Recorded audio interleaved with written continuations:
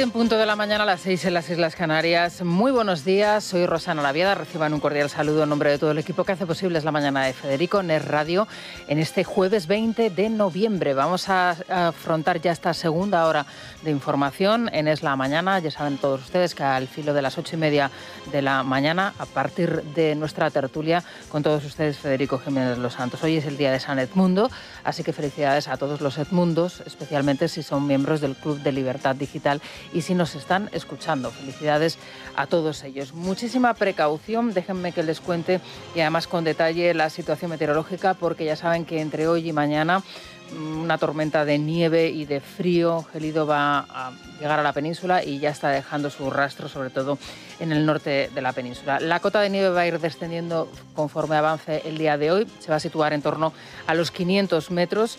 Es una altitud muy baja, lo que quiere decir que no solo va a nevar en zonas de montaña, sino también en los grandes núcleos urbanos. Y especial precaución hay que prestar hoy en Navarra, en el País Vasco y en Castilla y León. De hecho, la Junta ha activado ya la alerta en las provincias de Burgos, de León, de Palencia y de Soria.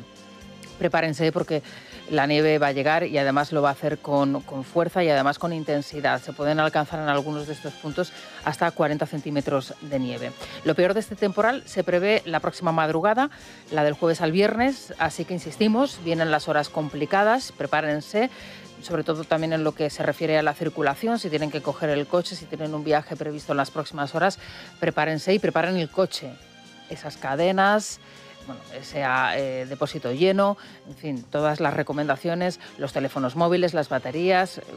Ya saben ustedes lo que tienen que hacer. En cualquier caso, importantes vías de comunicación se van a ver afectadas, de modo que eviten coger el coche si no es imprescindible. En el resto del país, los cielos van a estar de momento poco nubosos, despejados, termómetros congelados en muchas provincias.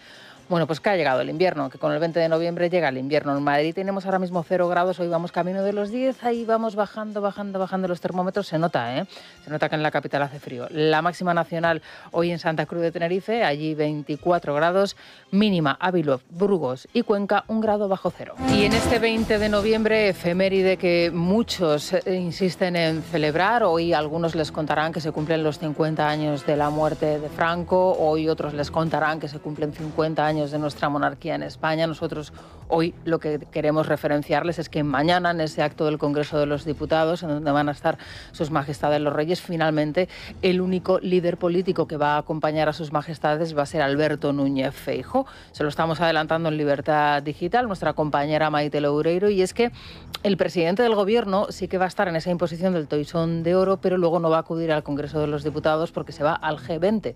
Es decir, Sánchez también huye del acto, del evento. Bueno, tendremos tiempo de comentarlo hoy en la tertulia con Carlos Cuesta y con Rubén Arranz, también por supuesto con Federico. Mientras tanto, la actualidad del día pasa por las salidas. Se están hablando muchas mentiras y hay muchas manipulaciones. Yo confío que la verdad se imponga y que al final con esa verdad se haga justicia. Muchas gracias a todos y en los próximos días no se preocupen que hablaré con todos. Y las entradas a prisión de personas que han sido altos cargos del Gobierno hasta hace tan solo unos meses. Les estamos hablando de los que, sin lugar a duda, han sido el segundo y el tercer hombre probablemente con más poder en España después del presidente del Gobierno, desde esa capacidad ejecutiva que han tenido en sus respectivos puestos de responsabilidad. Por un lado, Santos Cerdán, que era puesto en libertad por el Supremo tras 5 meses de prisión y después de la publicación del segundo de los informes de la UCO sobre el cobro de mordidas del 2% por la adjudicación a Acciona de Obra Pública a través del Ministerio de Ábalos. Un Santos Cerdán al que se le notaba visiblemente más delgado, un Santos Cerdán en donde han podido ustedes escucharle perfectamente, se le notaba tranquilo, y un Santos Cerdán del que, según hoy comentan y aseguran varias informaciones, ya se está preparando el tercero de los informes. No es que tengamos uno, sino dos, sino que habrá un tercer informe en esta ocasión con más datos sobre su patrimonio. Para este y para Koldo, para Ábalos y para Koldo, la Fiscalía piden 24 y 19 años de prisión respectivamente. Anticorrupción reclama al exministro cerca de 4 millones, 3,9 millones por las irregularidades en las compras de las mascarillas, y considera que Koldo ese hombre, ese portero de prostíbulo al que todos los ministros le abrían las puertas de su despacho, era su testaferro. Ambos hoy en OK Diario aseguran que no hay pruebas para su imputación y para demostrar esos delitos que se les atribuyen, que están muy tranquilos y que solo quieren meterles miedo. Tolerancia cero frente a la corrupción. No cero respuestas frente a la corrupción, que es lo que ustedes hacen cuando les afectan estos casos. No, mire Almería, mire Almería. Le pregunto, para sacar algo adelante, ¿hay que reservarle una mordida del 2% al Partido Socialista Obrero Español? La corrupción que pasaba ayer por el Congreso de los Diputados, se preguntarán ustedes, bueno, ¿y por dónde no pasa la corrupción? Eso sí, Pedro Sánchez, el presidente del Gobierno, trataba de zafarse. Es más, en una estrategia utilizada en esa sesión del control, que normalmente el presidente del Gobierno no suele recurrir a ella, se extendía bastante en la primera de sus contestaciones a la pregunta de Alberto Núñez Feijóo. Además, iba por la cuestión económica. Ya saben ustedes, España va como un tiro, el crecimiento económico, en fin, hay 4,3 millones de personas en situación de exclusión social en nuestro país, en situación de exclusión extrema, pero el presidente del Gobierno parece que ve otra realidad diferente a la que vemos el resto de los españoles. Bueno, él se extendía mucho en esa primera respuesta, luego en la segunda ya apenas tenía tiempo, por tanto, parecía que se quería zafar, que no quería abordar, lógicamente, la cuestión de la corrupción. Era un día complicado para el presidente del Gobierno porque teníamos sobre la mesa el informe sobre Santos Cerdán, el segundo de los informes. Bien, estaría bien contactar con el 1.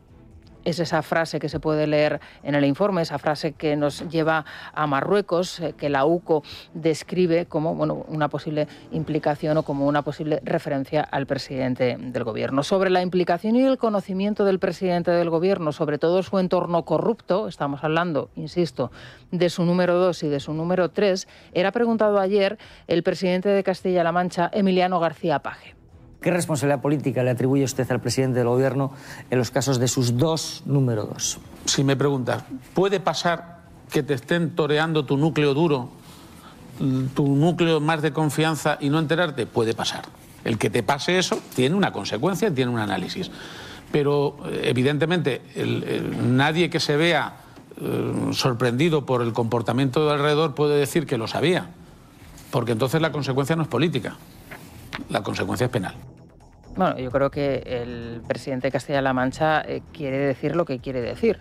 Y es que, primero, lógicamente es muy extraño que el número 1 no se entere de lo que hace el 2 y el 3, o los dos número 2, como le decía Joaquín Manso, porque ya saben ustedes que con la salida de Ábalos asciende también Santos Cerdán, es decir, los dos fueron secretario de organización de la formación. Pero evidentemente, si tú eres el 1... sabes lo que está haciendo el 2 y sabes lo que está haciendo el 3. Y si no lo sabes, es que eres tonto y, por supuesto, no puedes ocupar esa responsabilidad que tienes. Y al mismo tiempo, como número 1 y como máximo responsable, también es responsable de lo que hace el número 2 y el número 3. Pero, ojo, claro, si lo sabes, no puedes reconocerlo, porque obviamente también estarías implicado. Las insinuaciones de Paje las matiza con determinación el secretario general de los Populares, Miguel Tellado. Van a caer todos y Sánchez va a caer con todos. Que nadie tenga ninguna duda. Y lógicamente tendremos que calificar también y que analizar las acciones, las actitudes, ¿no?, ante las situaciones que se están generando. Hace unos instantes yo les abordaba y les decía que era extraña la actitud de ayer del presidente del Gobierno en el Congreso de los Diputados, su incluso reparto de los tiempos en esas respuestas, en esas preguntas, en la sesión de control, no querer entrar lógicamente en la cuestión de la corrupción. Bueno, todo esto es digno de análisis, es que su situación es complicada, pero claro, cuando uno de repente ve que el lugar al que acude el presidente del Gobierno después de esa sesión de control y después de un acto que tenía organizado en A3 Media es el que es, dice, bueno, es que al presidente del Gobierno, a Pedro Sánchez, le importa todo, digamos que con un carajo, ¿no? Es decir, todas las insinuaciones, todas las imputaciones, todas las situaciones referidas a la corrupción que afectan a su Gobierno, al presidente del Gobierno es que le entra por un oído y le sale por el otro. ¿Adivinan dónde se fue el presidente del Gobierno tras el Congreso? Pues sí, se fue a Extremadura a arropar a su candidato imputado. Silvia Ribeiro, Vanessa Vallecillo, buenos días. Buenos días. Es toda una declaración de intenciones. Pedro Sánchez se fue a Mérida a arropar a su candidato, Miguel Ángel Gallardo, imputado por el caso David Sánchez y que tendrá que recorrer en los juzgados un camino paralelo al de la campaña electoral. Gallardo volvía a declararse inocente ante esa audiencia y además reconocía haberlo pasado muy mal. El candidato imputado se refería en este punto al hermano del presidente del Gobierno, David Sánchez. Porque imaginaos lo que vamos a empezar a hacer a partir del 21 de diciembre cuando haya una mayoría progresista en la Asamblea de la Junta de Extremadura y tengamos a Miguel Ángel Gallardo como presidente de la Junta de Extremadura y un gobierno socialista en Madrid por el progreso, el desarrollo y los avances sociales de Extremadura. Es verdad que personalmente lo he pasado mal, no por mí, por mi familia, por mis hijos, también por David. Un gran profesional que vino a desarrollar su talento, a generar riqueza musical y que tuvo que marcharse por la presión de la ultraderecha. Esto que le acabamos de poner, este documento sonoro, es real. Esto no es producto de la inteligencia artificial. El presidente del Gobierno se va a Extremadura a arropar a su candidato imputado. Y el candidato imputado se refiere al hermano de Sánchez y encima alaba su calidad artística y musical. Será por la danza de las chirimoyas, ¿no? ¿Se imaginan ustedes que mañana, dentro de 2 o 3 días, Feijóo va a arropar al presidente de la Diputación de Almería? ¿Qué es lo que estaríamos contando aquí o qué es lo que se estaría diciendo desde el Gobierno? Bueno, pues esto es lo que ha hecho Pedro Sánchez. Pero antes de ir a Extremadura, el presidente del Gobierno había abonado el terreno, permítanme esta expresión. Es curioso cómo se repiten los patrones, los argumentos cuando se trata de buscar un culpable. Por un lado está la fachosfera y dentro de esa fachosfera están los fachas con toga, que son los jueces, el lawfare, ya saben todos ustedes, y luego los pseudomedios, por supuesto. El propio presidente del Gobierno volvía a referirse a los medios de comunicación críticos con su Gobierno como una maquinaria de destrucción personal. Lo hacía en un acto organizado por A3 Media, donde anunciaba además que su ejecutivo prepara acciones para combatir la desinformación. En la misma línea, ya por la tarde, se expresaba su candidato imputado en Extremadura, Miguel Ángel Gallardo. Por tanto, no es un caso aislado, es solo un ejemplo de cómo la desinformación y el odio que circulan en Internet tienen una capacidad, y subrayo, real de destrozar la vida de una persona. Tengo que reconocer que la derecha ha fabricado una gran mentira que nos ha hecho daño, que a mí personalmente también me ha hecho daño, que justamente un mes después de ser elegido secretario general y 7 años después de que David entrara en la Diputación, una organización instrumental de extrema derecha pone una denuncia previo artículo de pseudomedios que no lee nadie en Extremadura. Yo me imagino ahora mismo a María Guardiola de verdad frotándose las manos, porque cada vez que este hombre habla entiendo que hay un voto más para el Partido Popular en Extremadura, para María Guardiola. Bueno, esto es real, esto es lo que pasó ayer en Extremadura y el presidente del Gobierno arropando a su candidato. Bueno, mientras tanto, en el Congreso de los Diputados suceden cosas con Junts, ya saben ustedes, ese socio golpista del Gobierno que un día le apoya, al día siguiente no, que un día le azota y al día siguiente le da un beso. Ya no nos creemos nada realmente de lo que pueda decir Nogueras, de lo que pueda decir Puigdemont al respecto. Ya saben ustedes que nosotros a los golpistas no nos los creemos y además no hay que hacerlo. La experiencia nos lo dice y ellos están para lo que están. Ayer de nuevo las cesiones a los golpistas por parte del Ejecutivo continuaron. Ya han dejado claro que estos no van a dar su apoyo a los presupuestos y podríamos decir que este baile o este tango, esta danza de las chirimoyas entre Nogueras y Sánchez ayer tuvo su continuación también en el Parlamento. Sí, Nogueras dejaba claro al presidente, nada más arrancar su intervención, que la senda de déficit y el techo de gasto que se aprobaban el martes en Consejo de Ministros no hacían cambiar en nada su posición. De cada 100 euros que Europa le deja gastar de más, decía Nogueras, Cataluña solo podrá gastar 90 céntimos. Desde el Ejecutivo confían en que habrá más negociaciones con los de Puigdemont y que el no que ahora trasladan se puede reconducir, que la legislatura cambia día a día, dicen, y que siempre hay esperanza. Sin embargo, de puertas para adentro, la posición es la misma y Junts extiende el rechazo al retraso de 2 meses en la aprobación de la financiación singular para Cataluña. Ustedes no cumplen con los catalanes. Visto que quiere llevar a votación los presupuestos generales de España, ¿usted está en campaña y busca el titular vacío porque sabe que usted no tiene los votos o usted tiene un acuerdo con PP y Vox? En cualquier caso, incumplimientos y mentiras. Muchas gracias. Sí quiero decirle varias cuestiones. La primera, como presidente del Gobierno desde hace 7 años, yo tengo muy claro que mi objetivo era, en primer lugar, recuperar Cataluña para la prosperidad y el progreso no solamente de Cataluña, de España, sino también de Europa. Aprobamos una ley, o mejor dicho, unas medidas de gracia, precisamente para los líderes del llamado procés catalán. En esta legislatura las Cortes Generales han aprobado una ley de amnistía que, por cierto, ha sido ya validada por 4 instancias jurídicas. Eso es lo que está haciendo este Gobierno por Cataluña, por España y por Europa. Fomentar la convivencia y la cohesión. Desde el Gobierno hay confianza en que el Tribunal Europeo avale la ley de amnistía después del informe del abogado general de la Unión. Un asunto que irrumpía en la sesión de control de la mano de Cayetana Álvarez de Toledo. La Popular ha denunciado ese informe que considera una afrenta a la verdad y una muestra del desprecio a España. Le respondía Félix Bolaños y lo hacía asegurando que la ley de amnistía será ratificada por el Tribunal Europeo. El señor Bolaños ha celebrado el informe del abogado Spillman como una victoria rotunda. Es lógico, porque ese informe es una afrenta a la verdad, es una ofensa a la inteligencia y es un desprecio a España. Las 3 especialidades del ministro para la corrupción democrática. Veo que no le ha gustado las conclusiones generales del abogado general del Tribunal de Justicia de la Unión Europea. En fin, es normal. Es la historia de su vida. La historia de su vida es usted luchando contra la verdad. ¿A usted le duele? Pues ¿qué le vamos a hacer? Pero yo lo que sí le digo es que la ley de amnistía será también ratificada por el Tribunal Europeo. ¿Usted también dictando sentencias? El presidente ya ha absuelto al fiscal general y usted dice lo que va a hacer el Tribunal de Justicia de la Unión Europea. Defienda la verdad, señor Bolaños.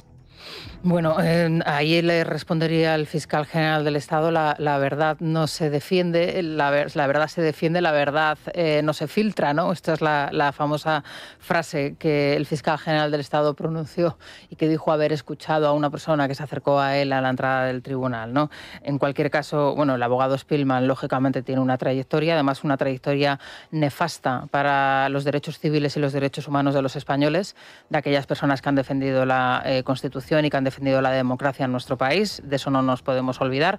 Lógicamente las personas implicadas o las partes implicadas en el proceso no querrán pronunciarse, pero nosotros sí podemos hacerlo y el abogado Spillman tiene una trayectoria al respecto y esto hay que decirlo y bueno, veremos a ver qué es lo que sucede finalmente en esa sentencia. Es cierto que la referencia del abogado general se suele cumplir al 80%, pero bueno, queda un 20% de posibilidades, veremos a ver qué es lo que pasa. Bueno, ya tenemos candidato para la presidencia de Valencia en sustitución de Carlos Mazón. Veremos a ver qué es lo que pasa. Lógicamente Pérez Llorca ha confirmado, además en el plazo de tiempo estricto, porque ayer se cumplía y ayer se formalizó.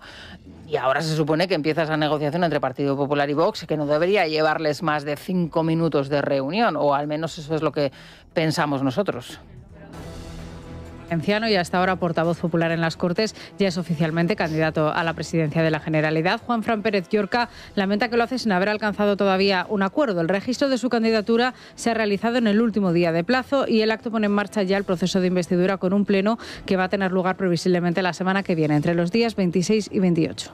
Lo importante es ser prudentes y tratar las cosas midiendo bien los tiempos. Yo lo que sí que puedo decirles es que siempre he notado en Vox un sentido de la responsabilidad muy importante, sabiendo en el contexto que está la Comunidad Valenciana y sabiendo que lo prioritario en estos momentos es la reconstrucción.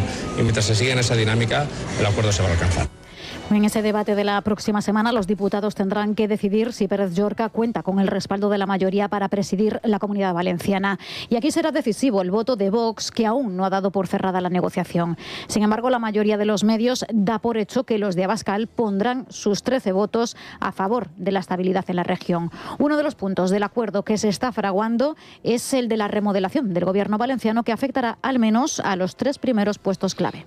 Como es lógico y como es normal. Además, qué inteligente Pérez Llorca, ¿no? En esa primera, digamos, alabanza, ese destacar, ¿no?, ese sentido de la responsabilidad de Vox en ese proceso de negociación que ahora empieza. Él ya ha negociado con Vox los presupuestos, es decir, los conoce, tiene relación con ellos, sabe cómo tratarlos. Y bueno, veremos a ver qué es lo que sucede. Ojalá todo sea rápido por el bien de los valencianos y por el bien, por supuesto, también de los españoles. Vamos a despegar con Iberia. ¿Viajas por trabajo? Con el programa On Business de Iberia, tus viajes de negocio te dan mucho más. Te devolvemos el 5% de tu consumo para tus próximos viajes. Si eres una empresa, date de alta en iberia.com y haz que cada viaje sume. Es La Mañana de Federico. Es radio. 7:23 de la mañana, Radarbot, esa palabra que nos encanta. Favorita. Sí, ya sabéis que es una aplicación 100% española que nos avisa de todos los radares fijos, de tramo, con la velocidad media, puntos negros, de todo. Entre impuestos, gasolina, seguros y peajes, conducir ya es bastante caro como para que encima te frían a multas por un despiste. Por eso yo uso Radarbot, sabiendo que mis viajes son más tranquilos porque no me los va a amargar una multa. Si tú tampoco quieres volver con una multa de recuerdo, descárgate gratis en Radarbot desde la tienda de aplicaciones. ¿Cómo se circula? Hasta ahora hoy mucha precaución, lo estamos indicando, la previsión del tiempo, sobre todo en las zonas, digamos, más céntricas y del norte de la península, se va a complicar en las próximas horas por la nieve. Eso es, hasta ahora en Madrid ya tenemos retenciones en el sur de la M30 y en el nudo de Manoteras.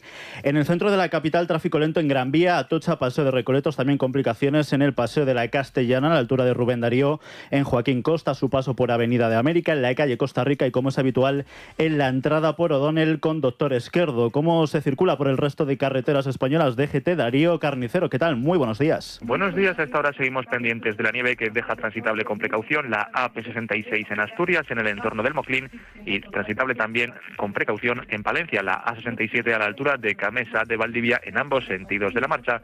Al margen de ello, complicaciones por un accidente en la entrada a Valencia, en la A7 más Alavés, y tráfico en aumento en las entradas a Madrid por la A4 en Pinto y A42 en Getafe, y en los accesos a Barcelona por la A2 en el Papiol y en la C58 ya en el entorno de Sabadell. Radarbot te ayuda a disfrutar de una conducción tranquila, segura y sin multas. Son las 7:31 de la mañana, las 6:31 en las Islas Canarias. Estamos aquí con el tema de lo de las generaciones. Ahora les explico por qué estábamos hablando de la generación X, los millennials, los boomers, en fin. Es que hoy tenemos una encuesta muy interesante en el diario El País sobre, insisten en preguntar sobre el franquismo. Bueno, yo preguntaría sobre la monarquía, pero bueno, ellos insisten en preguntar sobre el franquismo. Ahora les contamos por qué. Bueno, ya saben ustedes, hoy es 20N. Mañana tenemos ese acto en el Congreso de los Diputados, 50 años de monarquía en nuestro país, y el rey y los reyes se van a quedar solos. Bueno, se van a quedar con Feijóo, porque es que no va a ir ni Pedro Sánchez. Ya saben todos ustedes que los grupos independentistas no van a estar en ese acto que va a tener lugar en las Cortes. Tampoco va a estar Abascal, Vox, porque decía que él no va a compartir un escenario con Pedro Sánchez, con un partido, un presidente corrupto que considera que no está legitimado y que no tendría que estar ahí en las Cortes en ese aniversario. Pero es que el presidente del Gobierno va a estar en la imposición del Toisón de Oro, en el acto previo que va a tener, pero no va a ir al Congreso de los Diputados. Vamos, que se va a quedar solamente Feijóo con sus majestades los reyes. Es una información que les estamos contando en Libertad Digital, se la está contando Maite Loureiro, así que vamos a darle más información con Sergio Heras, Luis Díaz. ¿Qué tal, Sergio? Buenos días. Muy buenos días. Pedro Sánchez no acudirá este viernes al acto organizado en el Congreso por el 50 aniversario de la monarquía, ya que tan solo estará en la entrega del Toisón de Oro en el Palacio Real. Desde Moncloa justifican la ausencia por compromisos internacionales, ya que después de la ceremonia en el Palacio Real, Sánchez partirá hacia la cumbre del G20. Tampoco acudirá al acto de la Cámara Baja Santiago Abascal ni el resto de partidos políticos, salvo el líder del Partido Popular, Alberto Núñez Feijóo. Un evento que contará con la participación de los padres de la Constitución, Miquel Roca y Miguel Herrero. Bueno, pues estaremos muy pendientes de lo que allí suceda en ese, al final, acto minoritario en donde los reyes se han quedado solos en compañía de Alberto Núñez Feijóo. Y bueno, lo que yo les contaba, estábamos aquí, bueno, los boomers, ¿hasta qué año llegan? ¿De qué año van hasta qué año llegan? miran, luego estarían la generación X, los millennials, la generación Z, la generación alfa. Bueno, hoy nos cuenta el diario El País en una encuesta que ha realizado que casi el 25% de los jóvenes considera aceptable un régimen autoritario.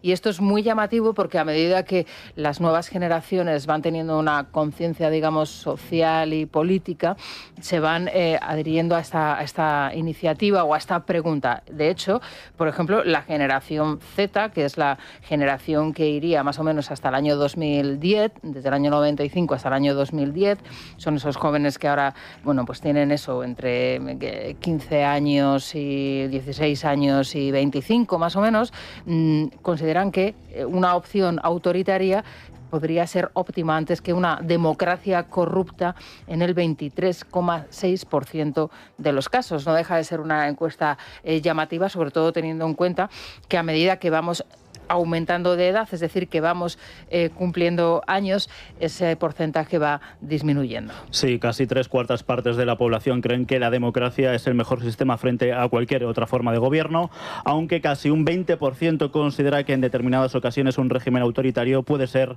la mejor opción. Así lo refleja la última encuesta de 40DB para El País con motivo del 50 aniversario de la muerte de Franco. Un sondeo que señala que entre los votantes de Vox hay más simpatizantes que críticos con el franquismo, y por franjas de edad, casi una cuarta parte de los jóvenes, el 23,6% de 18 a 28 años y el 22,9% de 29 a 44 años creen que puede ser mejor un sistema no democrático. Pero claro, en cierta medida es lógico, ¿no? Para estas generaciones, para estos jóvenes, ¿qué es democracia? ¿Qué democracia es la que ellos han vivido? ¿Qué democracia es la que ellos están viviendo? Es que acabamos de ver cómo Santos Cerdán, que era el segundo hombre más poderoso de España hasta hace unos meses, acaba de salir de la cárcel. Y es bastante probable que vuelva otra vez a entrar cuando sea juzgado, porque las muestras y las pruebas de los informes de la UCO determinan que era el cerebro de una trama corrupta que cobraba el 2% de las comisiones de una serie de obras que a su vez adjudicaba Ábalos y Koldo desde el Ministerio de Transportes a una empresa que se llama Acciona. Y para Ábalos y para Koldo, la Fiscalía Anticorrupción piden 24 años y 19 años de prisión respectivamente. ¿Y quién era Ábalos? Bueno, pues nada más y nada menos que el ministro que administraba y que gestionaba el ministerio con mayor presupuesto de todos los que existen, que es el de Transportes e Infraestructura, anterior conocido como Ministerio de Fomento.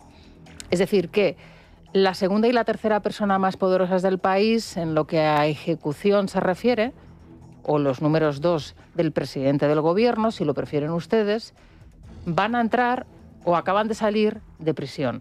Claro, entonces, los boomers, que son aquellos que tienen 60 años en adelante, para ellos el 84%, la democracia es la mejor opción, es la opción preferible. Pero es que la generación X, de 45 a 60, el 75%. Pero es que los millennials, que van de los 29 a los 44 años, el 65%.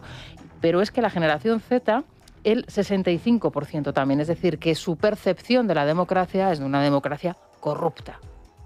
Por tanto, no tienen, digamos, como esa limpieza de criterio tan evidente como tenían los boomers, ¿no?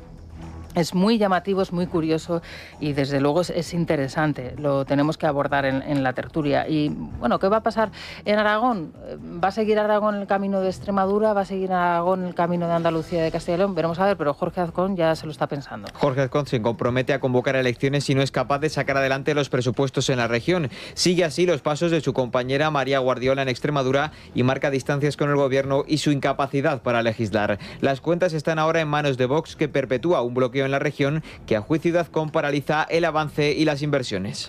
Yo no soy Pedro Sánchez, yo no voy a agarrarme al poder pase lo que pase. Yo creo que hay que aprobar presupuestos, voy a trabajar para que se aprueben presupuestos. Si no conseguimos aprobar presupuestos por segundo año consecutivo, creo que aunque nadie quiera ir a elecciones, la posibilidad más seria es que convoquemos elecciones.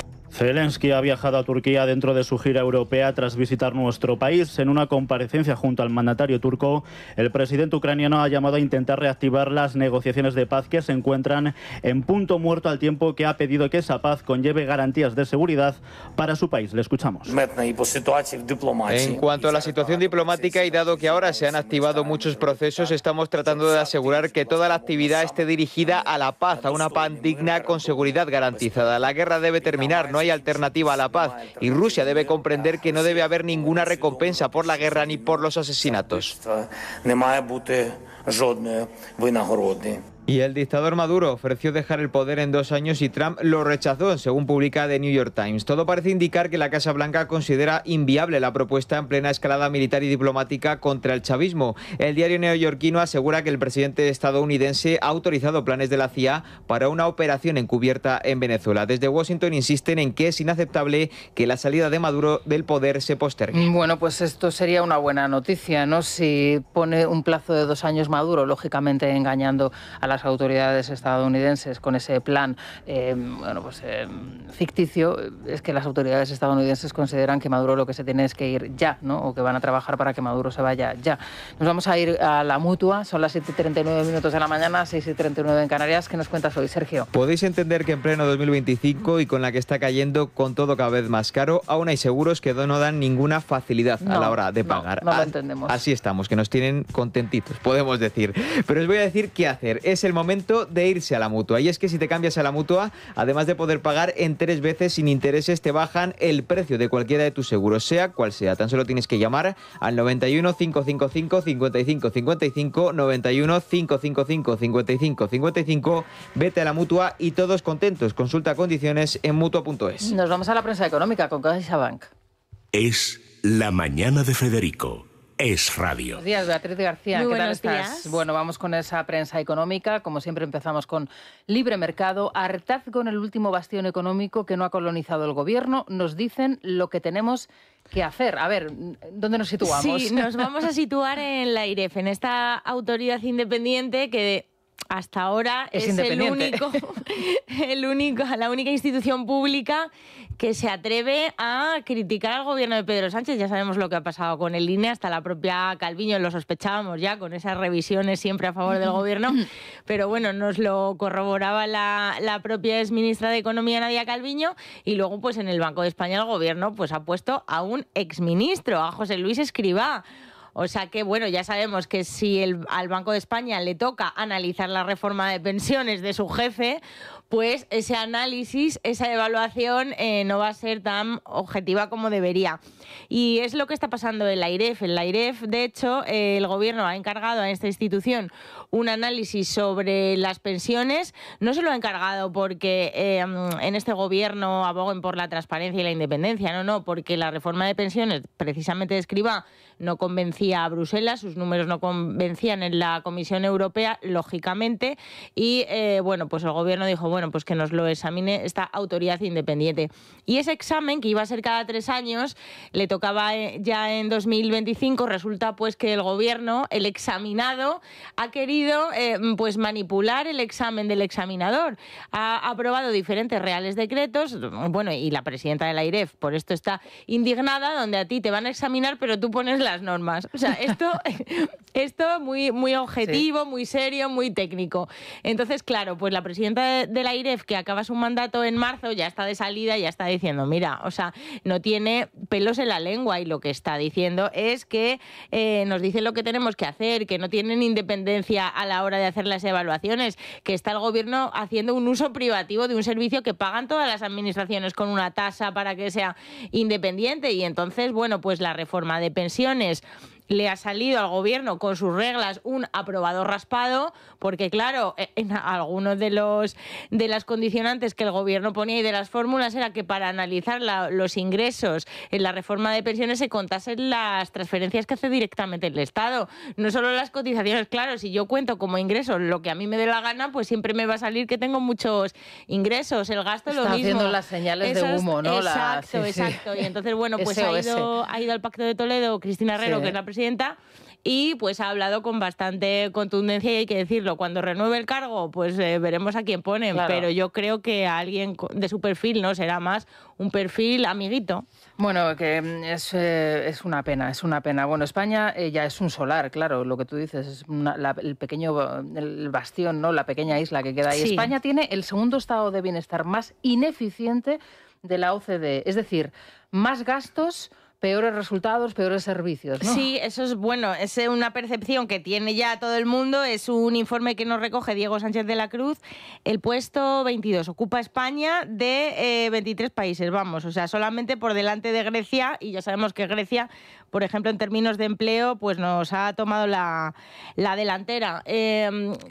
Indicadores medibles, nada de subjetividades, o sea, esperanza de vida, tasa de paro ajustada por nivel formativo, indicadores de carencia, indicadores de desempleo, calidad sanitaria, o sea, todo esto, mortalidad evitable, pues todos estos indicadores, España es que sale fatal, ya no hablemos de educación, aprendizaje real, capacidad de comprensión lectora, o sea, todo, pues apenas España obtiene 4 puntos, es algo que se está evaluando entre todos los países ricos, esos países desarrollados de la OCDE, y es que no salimos bien en nada. El único, bueno, esperanza de vida, bien, pero pues menos mal. O sea, menos mal, es lo que nos faltaba ya, morirnos antes. Bueno, ya, sí, y bueno, y vete, espérate tú, porque claro, espérate, no digas más. Bueno, esto es una novedad. Veo Acciona amplía su investigación interna. Lo estoy leyendo en 5 días. Bueno, cuéntanos, ¿qué es lo que están haciendo? Sí, dice 5 días que además amplía su investigación para determinar el alcance del 2% en el caso Cerdán. Es decir, caso PSOE, no se atreven todavía, pero sí, bueno. Esto es como lo de caso David Azagra, ¿no? Claro, sí, que lo nadie sabe, no aparece, por si acaso, sí. Bueno, pues han hablado con Acciona, evidentemente esta empresa está en el epicentro del escándalo ahora mismo del PSOE.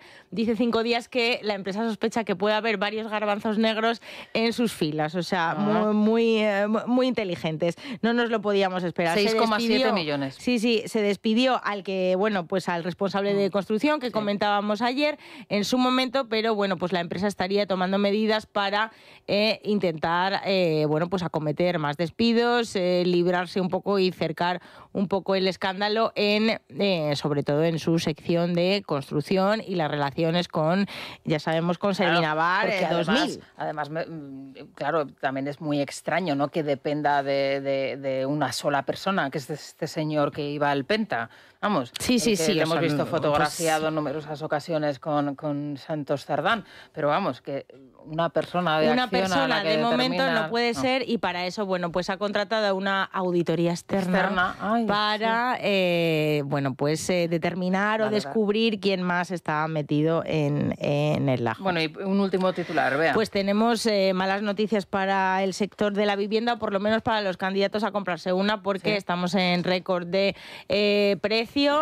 Y el gobierno, lo que hay que decir es que tiene completamente secuestrada la vivienda. O sea, ya con el dato del precio, la respuesta de la ministra de Vivienda es que no vamos a liberalizar el suelo, así de claro, que es lo primero que hay que hacer para que baje el precio, o sea, lo primero, y que no van a favorecer la especulación, o sea, no hay incentivos para que las empresas ganen dinero en la construcción. Es una cosa completamente demencial. Claro, la ministra de Vivienda, que es la señora Isabel Rodríguez, ella vive en uno de estos pisos que tiene a su disposición Patrimonio Nacional y que pone a disposición de los miembros del Ejecutivo y que reforman con estas reformas extraordinarias, la última de ellas, creo que 1 millón de euros de reforma para el piso. No sé si precisamente el que está utilizando Isabel Rodríguez, que comparte además, no sé si con el ministro Marlaska o con Óscar Puente, creo recordar.